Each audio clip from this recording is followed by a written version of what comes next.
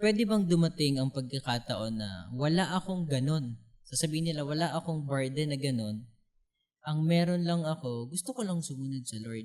Valid ba yun na wala akong calling pero gusto kong maging pastor? Maganda po yan. Actually, Meron kasing nanonood sa atin na may gustong maging pastor eh. Pero nandun pa siya sa parang kini-question niya. Ano bang sasagot ninyo, pastor? based po sa sa observation din sa loob ng church and sa kilos ng mga Kristiyano and servants ng Panginoon. Yung pagiging pastor po.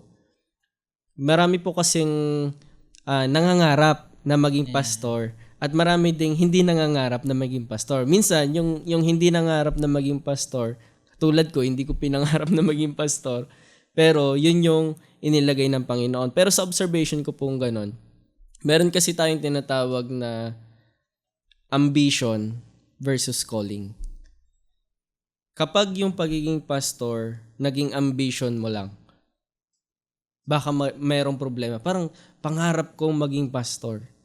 Parang siguro meron pong Hindi part. pwedeng gusto mo lang.